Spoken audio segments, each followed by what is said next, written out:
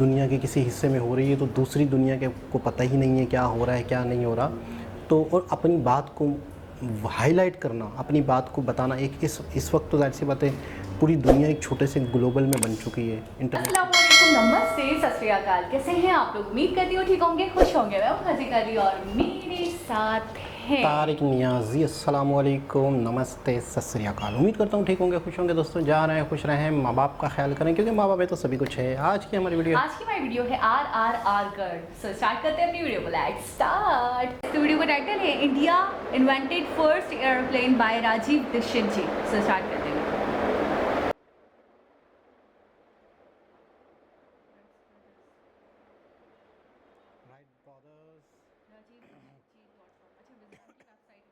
दो और उदाहरण देता हूं, हमने दुनिया को और क्या क्या दिया है। सारी दुनिया में इस समय किसी को मैं पूछूं कि सबसे पहला हवाई जहाज किसने बनाया, तो हम ले दे के एक नाम लेते हैं, राइट ब्रदर्स ने बनाया। और उनके नाम से दर्ज है यह आविष्कार। 17 दिसंबर सन 1903 को अमेरिका के कैरोलिना के समुद्र तट पर राइट ब्रदर्स ने पहला हवाई जहाज बनाकर उड़ाया, जो 120 फीट उड़ा और गिर गया। और उसके बाद फिर आगे हवाई जहाज की कहानी शुरू होती है। तो हम बचपन से ये पढ़ते आए हैं कि 17 दिसंबर 1903 में पहली बार हवाई जहाज बना और उड़ा, 120 फीट तक गया। अमेरिका के साउथ कैरोलिना के समुद्र तट पर राइट ब्रदर्स ने उसको उड़ाया। लेकिन अभी दस्तावेज मिले हैं और वो ये बताते हैं कि 1903 से कई साल पहले सन 1895 में हमारे देश के एक बहुत बड़े विमान वैज्ञानिक ने हवाई जहाज बनाया और मुंबई की चौपाटी के समुद्र तट पर उड़ाया, और वो 1500 फीट ऊपर उड़ा और उसके बाद नीचे गिरा। जिस भारतीय वैज्ञानिक ने यह करामात की, उनका नाम था शिवकर बापूजी तलपदे। मराठी व्यक्ति थे। अगर आप मुंबई से परिचित हो तो मुंबई में एक छोटा सा इलाका है, उसको चीरा बाजार कहते हैं। वहां उनका जन्म हुआ और पढ़ाई लिखाई की। एक गुरु के सानिध्य में रह के संस्कृत शास्त्रों का अध्ययन किया। अध्ययन करते समय उनकी रुचि पैदा हो गई और हमारे देश में विमान शास्त्र के जो सबसे बड़े वैज्ञानिक माने जाते हैं वो महर्षि भरद्वाज है। महर्षि भरद्वाज ने विमान शास्त्र की सबसे पहली पुस्तक लिखी है। उस पुस्तक के आधार पर फिर सैकड़ों पुस्तकें लिखी गई विमान शास्त्र की। सबसे पहली पुस्तक महर्षि भरद्वाज की है विमान शास्त्र की। और भारत में वो जो पुस्तक उपलब्ध है, सबसे पुरानी पुस्तक वो 1500 साल पुरानी है। महर्षि भरद्वाज तो उसके भी बहुत साल पहले हुए। तो महर्षि भरद्वाज ने विमान शास्त्र पे सबसे ज्यादा शोध किया। ये जो शिवकर बापूजी तलपदे थे, इनके हाथ में महर्षि भरद्वाज की वो पुस्तक लग गई, विमान शास्त्र। उस पुस्तक को आद्योपांत उन्होंने पढ़ा। उस पुस्तक के बारे में उन्होंने कुछ रोचक बातें कही हैं। एक बात उन्होंने कही कि इस पुस्तक के 8 अध्यायों में विमान बनाने की तकनीकी का ही वर्णन है। 8 अध्याय। और वो कहते हैं कि 8 अध्याय में 100 खंड हैं जिनमें विमान बनाने की टेक्नोलॉजी का विस्तार से वर्णन है। फिर आगे कहते हैं कि महर्षि भरद्वाज ने अपनी पूरी पुस्तक में विमान बनाने के 500 सिद्धांत लिखे। आप इस बात को जरा फिर से सुनिएगा। एक सिद्धांत पर पूरा विमान बन जाता है। ध्यान दीजिएगा, एक सिद्धांत होता है, एक प्रिंसिपल होता है, उस पे इंजन बन जाता है और विमान बन जाता है। ऐसे 500 सिद्धांत लिखे हैं महर्षि भरद्वाज ने। माने 500 तरह के विमान बनाए जा सकते हैं हर एक सिद्धांत पर। और उस पुस्तक के बारे में तलपदे जी लिखते हैं कि ये 500 सिद्धांतों के 3000 श्लोक हैं। विमान शास्त्र में 3000 श्लोक हैं। और वो कहते हैं, आप जानते हैं ये जो टेक्नोलॉजी होती है, ये जो तकनीकी होती है, उसका एक प्रोसेस होता है, एक प्रक्रिया होती है, और हर एक तकनीकी की एक विशेष प्रक्रिया होती है। तो महर्षि भरद्वाज ने 32 प्रक्रियाओं का वर्णन किया है। 32 तरह से 500 किस्म के विमान बनाए जा सकते हैं। इस बात को जरा समझिएगा, मुझे देर में समझ में आई। 32 तरीके हैं 500 तरह के विमान बनाने के,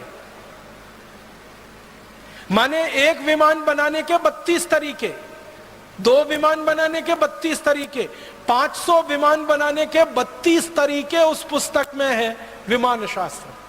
3000 श्लोक है, 100 खंड है और 8 अध्याय है। कितना बड़ा ग्रंथ है ये।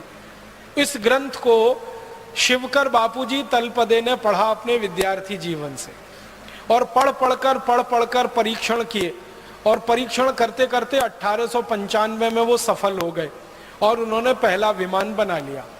और उस विमान को बना लिया तो उन्होंने उसको उड़ाकर भी दिखाया, और उसको देखने के लिए भारत के बड़े बड़े लोग गए। हमारे देश के उस समय के एक बड़े व्यक्ति हुआ करते थे, महादेव गोविंद रानाडे, जो अंग्रेजी न्याय व्यवस्था में जज की हैसियत से काम किया करते थे मुंबई हाई कोर्ट में।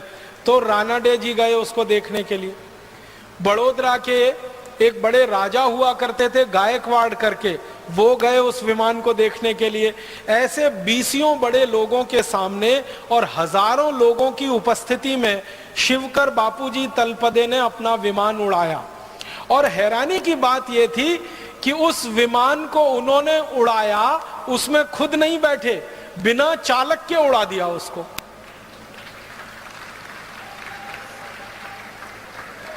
माने आप समझिए कि उस विमान को उड़ाया होगा तो कंट्रोल सिस्टम तलपदे जी के हाथ में है और विमान हवा में उड़ रहा है। और यह बात 1895 में हो रही है, आज की दुनिया की बात नहीं हो रही। और उस विमान को उड़ाते उड़ाते 1500 फीट तक वो लेके गए।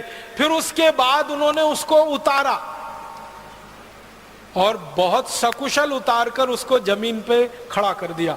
माने वो विमान टूटा नहीं, उसमें आग लगी नहीं, उसके साथ कोई दुर्घटना हुई नहीं, उड़ा 1500 फीट तक गया, फिर नीचे कुशलता से उतरा और सारी भीड़ ने तलपदे जी को कंधों पर उठा लिया।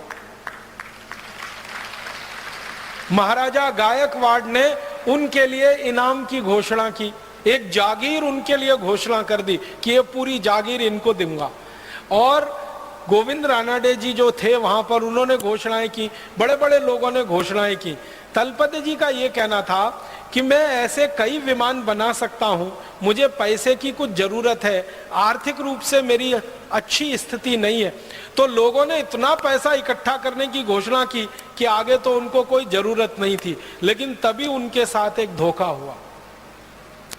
धोखा क्या हुआ? अंग्रेजों की एक कंपनी थी, उसका नाम था रैली ब्रदर्स करके। वो आई उनके पास, तलपदे जी के पास, और तलपदे जी को कहा कि ये जो विमान आपने बनाया है इसका ड्राइंग हमें दे दीजिए। तलपदे जी ने कहा कि उसका कारण बताइए। तो उन्होंने कहा कि हम आपकी मदद करना चाहते हैं, आपने ये जो आविष्कार किया है इसको सारी दुनिया के सामने लाना चाहते हैं, आपके पास पैसे की बहुत कमी है, हमारी कंपनी काफ़ी पैसा इस काम में लगा सकती है, लिहाजा हमारे साथ आप समझौता कर लीजिए और इस विमान की डिज़ाइन दे दीजिए। तलपदे जी भोले भाले सीधे साधे आदमी मान गए और कंपनी के साथ उन्होंने एक समझौता कर लिया। उस समझौते में रैली ब्रदर्स जो कंपनी थी, इसने क्या किया, पूरा विमान का मॉडल उनसे ले लिया और ड्राइंग ले ली, डिज़ाइन ले ली, और उसको लेकर ये कंपनी लंदन चली गई। और लंदन के बाद उस समझौते को वो कंपनी भूल गई और वही ड्राइंग और वही डिज़ाइन फिर अमेरिका पहुंच गई। फिर अमेरिका में राइट ब्रदर्स के हाथ में आ गई। फिर राइट ब्रदर्स ने वो विमान बना के अपने नाम से सारी दुनिया में रजिस्टर करा लिया। और तलपदे जी की गलती क्या थी? उनको चालाकी नहीं आती थी, ज्ञान तो बहुत था उनके पास। ये भारत वाली सबसे बड़ी जो समस्या मुझे समझ में आई है 12-15 साल में, कि हमको सब ज्ञान आता है, सब तकनीकी आती है, सब आता है, चालाकी नहीं आती। एक वो गाना है ना, सब कुछ सीखा हमने ना सीखी होशियारी, ये भारतवासियों पे फिट है बिल्कुल। और ये अंग्रेजों को और अमरीकियों को कुछ नहीं आता, सिर्फ चालाकी आती है। उनके पास ना ज्ञान है, ना उनके पास कोई आधार है। उनको एक ही चीज आती है, चालाकी, और चालाकी में वो नंबर 1 है। किसी का दुनिया में कुछ भी नया मिले उसकी चालाकी करके अपने पास ले लो और अपने नाम से उसको प्रकाशित कर दो। ये हुआ। शिवकर बापूजी तलपदे ने 1895 में बनाया हुआ विमान सारी दुनिया के सामने अब ये घोषित करता है कि विमान सबसे पहले अमरीकी ब्रदर्स राइट ब्रदर्स ने बनाया, 1903 में बनाया, 17 दिसंबर को दिखा। उससे कई साल पहले, अगर आप साल ही जोड़ेंगे तो कम से कम 8 साल पहले भारत में विमान बन चुका था और सारे देश के सामने वो दिखाया जा चुका था। अब हमें इस बात के लिए लड़ाई करनी है अमरीकियों से और यूरोपियन लोगों से कि ये तो हमारे नाम ही दर्ज होना चाहिए। और रैली ब्रदर्स कंपनी ने जो बेईमानी और बदमाशी की थी समझौते के बाद, उसका उस कंपनी को हर्जाना देना चाहिए, क्योंकि समझौता करने के बाद बेईमानी की थी।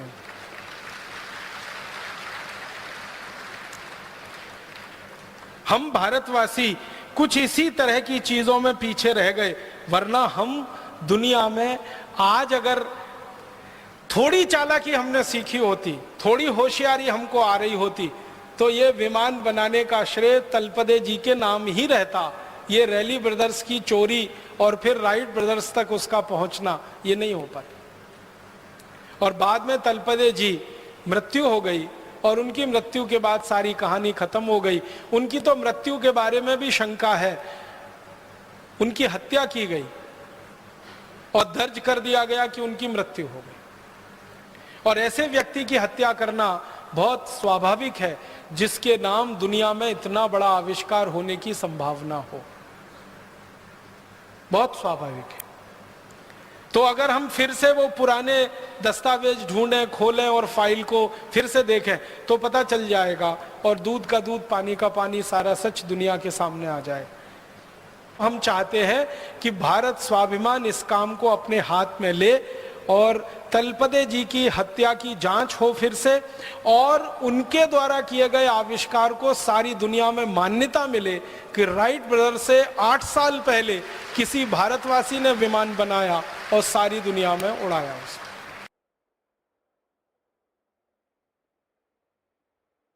जी जनाब, बहुत बहुत बहुत बेहतरीन बात बोली, बड़ी इंफॉर्मेशन कि इंडियंस को सब आता है, चालाकी नहीं आती। अच्छा, ये उस समय की बात है 1895 1895 में शिवकर जी ने बना लिया था। शिवकर जी ने, हाँ, बना लिया था इन्होंने एरोप्लेन और बाकायदा उड़ाकर दिखाया। अच्छा, कंट्रोल इनके हाथ में था, ये बैठे भी नहीं है उसमें। यार ये बड़ी कमाल। और 1500 फीट तक ऊपर गया और उसके बाद इन्होंने आराम से एक तरीके से सक्सेसफुली उसको लैंड भी करवा दिया। ऐसा नहीं हुआ कि वो टूट गया, फूट गया या उसमें आग लग गई या वो गिर गया, क्रैश हो गया। उसके बाद थोड़ा सा पैसों को लेकर इशू हुआ, लेकिन लोगों ने मदद की। गायकवाड़ और 1-2 लोगों का नाम इन्होंने लिया कि उन्होंने इनकी खूब मदद करी। फिर ये बिल्कुल सेटल्ड थे, कोई मसला नहीं था।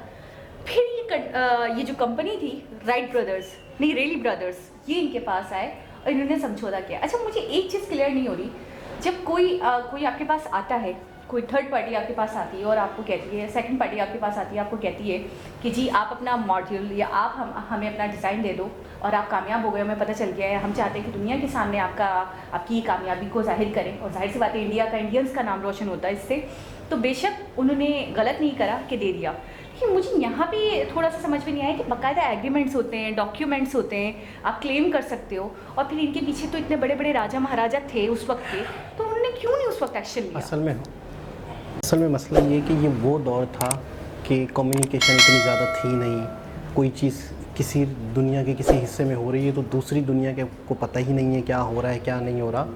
तो और अपनी बात को हाईलाइट करना, अपनी बात को बताना, एक इस वक्त तो जाहिर सी बात है पूरी दुनिया एक छोटे से ग्लोबल में बन चुकी है इंटरनेट की वजह से, तो उस वक्त अपनी बात पूरी दुनिया तक जाना इतना पॉसिबल नहीं था।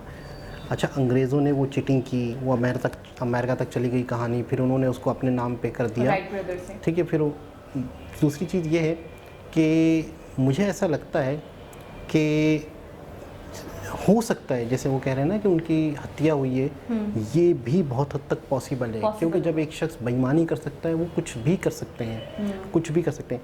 अच्छा, एक बात कि इसमें कोई भी शक नहीं कि साउथ इंडियन जो है, साउथ इंडियन, मुझे ऐसा लगता है बहुत सारी चीज़ें इनकी देखी हैं, मतलब एक रीजनल है, एक रीजनल साउथ इंडिया का एक इलाका है, वहाँ की मुझे सिर्फ़ और सिर्फ इनकी मूवीज़ देख के अंदाज़ा हुआ, मुझे उनकी मूवीज़ देख के अंदाज़ा हुआ कि ये आम लोग नहीं हैं, बहुत जीनियस होते हैं ये। मतलब आप देखिए हॉलीवुड के पास इंतहाई जदीद टेक्नोलॉजी है, इंतहाई जदीद टेक्नोलॉजी है, लेकिन साउथ इंडिया हॉलीवुड जैसी मूवीज़ बना पा रहा है इस दौर में। पता नहीं कहाँ से शुरू किया फिर कहाँ तक, आज बॉलीवुड उनके ऊपर इन्वेस्ट कर रहा है, बॉलीवुड उनके डायरेक्टर एक्टर उठा रहा है, बॉलीवुड उनके आगे सिफर हो गया है। तो हमें सिर्फ ये चीज़ दिखी तो मुझे वहीं से अंदाज़ा लगा लिया कि ये कोई आम लोग नहीं है। अच्छा, जहाज़ की जो मतलब एक खोज है, इस पर एक फ़िल्म भी बनी है, बॉलीवुड में बनी है, हवाईज़ादा के नाम से। तो मैंने फिल्म देखी भी थी। हमारे यहाँ पर पाकिस्तान में फिल्में रिलीज़ होती थी उस वक्त इंडियन, तो जो रिलीज़ करता था तो मैंने उससे पूछा, वो उसका मैगज़ीन भी था, मैंने कहा ये हवाईज़ादा फिल्म इंडियन है, इसमें एक इंडियन बंदा हवाई जहाज़ बनाता है। उसने बोला इसमें इंडियन बंदा है हवाई जहाज़ बनाएगा, अर्जुन कपूर होते तो वो नहीं मथन वो भी होते हैं, मिथुन। तो आपने उनसे पूछा कि हवाईज़ादा के नाम से जो इंडियन मूवी रिलीज हो रही है तो इसका क्या सीन है, तो फिर उन्होंने बताया कि इसमें एक इंडियन बनाएगा हवाई जहाज। आगे बताएं। तो मैंने ये कहा कि क्या हवाई जहाज किसी इंडियन ने बनाया, इसका मतलब है। मैंने उससे पूछा फिल्म की वजह से, तो उसने कहा यार फिल्में बनती हैं, बस फिल्में बन जाती हैं। मैंने कहा अच्छा फिल्म यहाँ रियल जो हुआ, जो ओरिजिनली बनाया है, जो बंदा रिलीज कर रहा है फिल्म, तो उन्होंने सिर्फ रिलीज करनी होती, पाकिस्तान में रिलीज करवा दी, उनको भी हिस्ट्री नहीं पता, तो उन्होंने ऐसे बात टाल दी। बट अच्छा, उनको ऐसा लगा कि फर्जी कैरेक्टर। अच्छा, मेरे अंदर थोड़ा सा एक चीज़ है, तो मैंने फिल्म देखी, तो फिल्म के एंड में या स्टार्ट में ऐसा था कि ये थे इंडियन, जी थे, इंडियन थे। मेरी फिल्म में उनका नाम कोई और था या यही था। आज इनकी हिस्ट्री, हिंदुस्तान की हिस्ट्री तारीख़ के पन्नों में कहीं गायब हो चुकी है। अच्छा। हमारी हिस्ट्री में भी, हिंदुस्तान की हिस्ट्री में भी इनका जिक्र नहीं मिलता। तो कहते हैं कि ये आज तारीख़ के पन्नों में गायब हो चुके हैं, जबकि इब्तिदा इन्होंने की थी। एक चीज़ सोचती हूँ अक्सर, और आज क्योंकि वीडियो ऐसी है तो बोलना पड़ेगा, और बोलना चाहती भी हूँ, क्योंकि मेरे दिल में कोई भी ख्याल आता है तो मैं नहीं छुपाती। मैं अक्सर देखती हूँ कि जितने भी जीनियस लोग थे, जिन्होंने भी कोई बड़ा कारनामा किया है, उनको कुछ ना कुछ करके गायब करवा दिया गया, मरवा दिया गया, या फिर उनका तारीख से नामो निशान हटा दिया गया, मिटा दिया गया। ऐसा क्यों? किस बात का मतलब, क्या खाइफ थे आप इंडियन से खाइफ थे? अच्छा, आपको क्या लगता था कि आप उनसे कभी आगे नहीं बढ़ सकते? देखिए, ये एक बहुत बड़ी खोज थी, एक बहुत बड़ी इजाद थी, तो वो नहीं चाहते थे कि यार हिंदुस्तान से इसका नाम उठे, मतलब कोई हिंदुस्तानी ये चीज़ इजाद करे। तो अच्छा, वो लोग कितने चालाक हैं। चालाक तो है, सिर्फ चालाकी हैं, टेक्निकली या मैं ये कहूँगी जहनी तौर पे वो इतने एक तरीके से ज़हीन नहीं है, क्योंकि एक मॉड्यूल आपको मिल गया, एक डिज़ाइन आपको मिल गया, उसके बावजूद भी आपने 8 साल लगा दिए, 8 साल और फिर भी नहीं उड़ पाया तरीके से आपसे। 12 फीट के पता नहीं 1200 फीट तक चल गया। देखिए, जिसकी जो चीज़ है वो उसको ज़्यादा बेहतर समझता है। आपने फार्मूला ले लिया, सारी चीज़ें ले ली, लेकिन जो देखो एक दिलचस्पी किसी को होती है ना, उन्होंने तो बाकायदा कहाँ से वो चीज़ सीखी। 32 को 500 तरीके से मैं तो चकरा, यकीन करो कि 32 तरीके ऐसे हैं कि उस हर तरीके के अंदर 500 तरीके हैं जहाज बनाने के, प्रिंसिपल्स हैं। मतलब इसका मतलब है आज भी उन पे अगर खोज हो तो कई और तरीके निकल सकते हैं, कई और तरीके। और मैं एक बात, मतलब आज वो इल्म अभी भी पड़ा हुआ है। मैं परेशान हो गई हूँ, कितनी स्टडी होगी उनकी, कितनी रिसर्च होगी, पड़ा हुआ है अभी। उन्होंने वो सब तरीके पता कर लिए थे। हमारे इस वक्त जो जहाज, हेलीकॉप्टर 2-3 तरीके हैं जो चल रहे हैं मेरे ख्याल में, लेकिन 32 तरीकों के अंदर 500 तरीके, तो मैं कहता हूँ अभी तो बहुत कुछ पड़ा हुआ है। सही। हम उड़न तश्तरी देखते हैं, हम ये चीज़ें देखते हैं, अभी तो कई चीज़ें पड़ी हुई हैं। और उनको पता है, मुझे रीज़न ऐसा लगता है उनको मरवाने का या उनको गायब करवाने का, क्योंकि उनकी तो रिसर्च थी, उनकी तो मेहनत थी, उनकी तो स्टडी थी ना।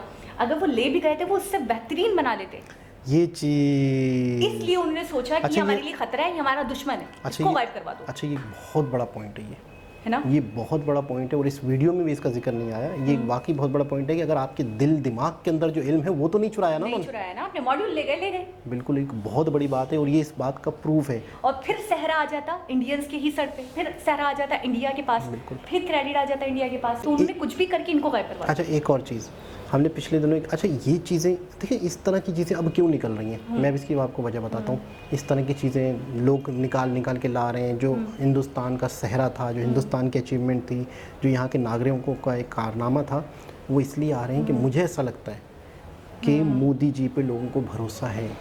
क्योंकि अब पिछले दिनों हमने एक वीडियो देखी थी, एक मूर्ति बाकायदा कई सौ साल पहले चुरा के ले जा चुके थे, म्यूजियम से लाए याद है, ताकि वो म्यूजियम से मूर्ति बाकायदा आई जो सदियों पहले चली गई थी और बाकायदा लोगों ने जश्न मनाए, लोगों ने बाकायदा। मुझे एक बात बताएं, जो हमारी प्रॉपर्टी है वो दो ना लौटाओ ले गए थे लुटेरे कहीं के, अब तो दो। एक हमने व्लॉग देखा था, हस्बैंड वाइफ होते हैं जो, तो उन्होंने बाकायदा बताया कि देखें ये हमारी मूर्ति है। देख रहे थे आप कितने हसास जगह, उसको उस जगह को इतना हसास बनाया हुआ है कि ना आप वीडियोग्राफी कर सकते हो ना आप घुस सकते हो। और भैया यहाँ की मूर्तियाँ और मूर्तियाँ यहाँ इंडिया की हैं, मतलब इंडियंस को ही आप देखने नहीं दे रहे हो। तो इस तरह की वीडियो देखिए, लोग चिल्लाते कब हैं, लोग शोर कब करते हैं, जब उन्हें गवर्नमेंट पे भरोसा हो। तो मुझे ऐसा लगता है शायद मोदी जी पे भरोसा है और इस पे कोई शायद इकदाम हो बाकायदा।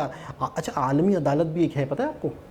आलमी अदालत भी है कि दुनिया के अगर कोई मामला तो आप उस अदालत में केस डाल सकते हो। एक बहुत, और जिस शख्स ने ये किया है उन्हें उसका सहरा मिलना चाहिए। अच्छा जब उन्होंने कहा कि वो उनसे डिज़ाइन ले गए और मॉड्यूल ले गए और उनके साथ एक समझौता किया, मैं उस दौरान यही सोच रही थी कि ये तो चले वो दौर था, उस वक्त लोग बहुत भोले भाले बहुत सीधे साधे हुआ करते थे, तो मॉड्यूल ले गए, ले जाने दिया, एग्रीमेंट भी फॉलो नहीं किया, उसको भी तोड़ दिया। अगर वो ये दौर होता और मोदी जी होते तो वो तो इनकी बैंड बजा देते कि तुमने एग्रीमेंट किया था, तुम हमारा मॉड्यूल भी ले गए, हमारा डिज़ाइन वापस करो या फिर जो एग्रीमेंट किया था उसके तहत निभाओ उसे। तो मैं यही सोच रही थी। और दूसरी बात मैं ये सोचती हूँ, ये लोग इतना ज़्यादा कॉन्शियस हैं इंडियंस को लेकर। उस वक्त की अगर 1895 की बात करें तो क्या इंडियंस क्या पाकिस्तानी सब एक ही था, तो उस वक्त से ही इतना डरते हैं, इतना खाइफ हैं कि इनका बस नहीं चला कि ये डीएनए चेंज कर दें, हमारे दिमाग चेंज कर दें, हमें कुल जहन बना दें। आपको पता बना दे नहीं बना दिया है। मैं आपको एक बात बताऊँ, बाकायदा वहाँ पर अगले 50 साल की पॉलिसियाँ पड़ी हुई हैं। वहाँ पर अमेरिका में, यूरोप में, कहीं पर भी कोई भी सदर, कोई प्राइम मिनिस्टर बनता है ना, वो बाकायदा उस पॉलिसी को फॉलो करता है। वो इस तरह कि हमें किस तरीके से उनको उलझाए रखना है, हमें किस तरीके से उनको लड़वाना है, थर्ड वर्ल्ड में रखना है, किस तरीके से हमने वहाँ पे इशू पैदा करने हैं। मतलब आप अंदाज़ा लगाएं, थोड़ा सा सोचने की बात है, थोड़ा सा समझना। वो लोग दुनिया के हथियार बनाते हैं, वो लोग मिसाइल बनाते हैं, वो लोग जहाज़ बनाते हैं, हम लोग गन्ना उगाते हैं, हम लोग अनाज उगाते हैं। मतलब तस्वीर और उनसे खरीदते हैं, आपस में दुश्मनियाँ पालते हैं और उनसे खरीदते हैं, उनको पैसे देते हैं और उनसे खरीदते हैं और आपस में लड़ते हैं। ठीक है ना। अच्छा मेडिसिन के हवाले से आपको पता है कई जगहों पर बाकायदा बीमारियाँ फैलाई भी जा रही हैं। कई जगहों पर बड़ी आने वाला वक्त कहते हैं कि जिस देश में अपने पैरों पे खड़ा हो गया, अच्छा ये आत्मनिर्भर क्या है? अगर कल को आने वाले वक्त में, मैं आपको 50 साल 100 साल आगे का थोड़ा सा बता दूँ, अगर आने वाले वक्त में आप दुनिया से कट के भी रह सकते हो तो आप कामयाब हो, वरना दुनिया आपको गुलाम बना देगी, दुनिया आपको वो सज़ा देगी। मैं कहता हूँ कि बहुत देखिए अक्लमंद लोग आएंगे इस देश के, उन्होंने बाकायदा लोगों की पॉलिसियाँ पढ़ ली हैं, लोगों के दिमाग पढ़ लिए हैं, तो ये उस चीज़ को फॉलो कर। अच्छा एक और चीज़ मैं सोचती हूँ, थोड़ा सा डिटेल से सोचें। हम अक्सर ये सोचते हैं यार हमारे साथ मसले मसाइल हुए, हमने सेपरेशन ले लिया, हमने अपना एक अलग कंट्री ले लिया, इंडिया से अलग हो गए, फिर बांग्लादेश अलग हो गया, हमसे कट गया, हम दिन ब दिन कमज़ोर से कमज़ोर होते चले गए, ये ख़ित्ता, ये एशिया का ये ख़ित्ता। तो मैं थोड़ा सा सोचती हूँ कि ये जो गए थे और ये इतना आराम से चले गए, जैसे मक्खन में से बाल निकल जाता है, इस तरीके से ही चले गए छोड़कर इंडिया को, जबकि इंडिया को पाने के लिए उन्होंने कितने जतन किए, इनको गुलाम बना दिया और बाद में हमारे ऊपर से हुकूमत तो उन्होंने छोड़ दी, लेकिन ये ऐसा फसाद का बीज बोकर चले गए कि आज तक हम उसी में फंसे हैं, आज तक हम लड़ रहे हैं, आज तक हमने एका नहीं देखिए। बहुत सारे डिवाइड हैं, एक तो कंट्री डिवाइड है, दूसरा मज़हब डिवाइड है, तीसरा अलग अलग कल्चर, अलग अलग फिरके बना दिए, अलग अलग धर्म के अंदर 2-2 3-3 4-4 धर्म बना। ये जो कहे ना इन्होंने, आप सही कह रहे हैं, आगे 50 साल 100 साल के बाद का सोचते हैं, ठीक है, तो ये उन्होंने गोया, जो आप ये देखिए आज़ादी के 75 साल हो गए, लेकिन आज भी आप देखते हैं हमारे मामला, हमारे हालात, हमारे आपस में जो मेल मिलाप है, क्या है? आपको एक पॉइंट याद आ रहा होगा, प्रशांत नारायण जी की वीडियो थी जिसमें उन्होंने कहा था कि जर्मनी में कश्मीर के इशू पे पाकिस्तान की हिमायत की। आप देखिए कब वो क्या है, वो तो इनका कोई रुख ही नहीं है, इनका कोई फेस ही नहीं है, कब वो क्या कह सकते हैं, कब वो क्या कह सकते पल में तोला पल में हैं, वो किसी के नहीं है, वो सिर्फ अपने हैं। अपने।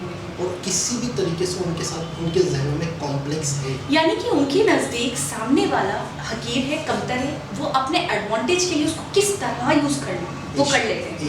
एशिया के लिए उनके दिलों में नफरत इसमें कोई भी शक नहीं। तो एक बहुत ज़बरदस्त वीडियो, बहुत ही हैरान को हमारी नॉलेज में इजाफा हुआ। बिल्कुल। हमारा किसी और हिसाब से मुलाकात होगी, जब तक के लिए अल्लाह हाफ़िज़।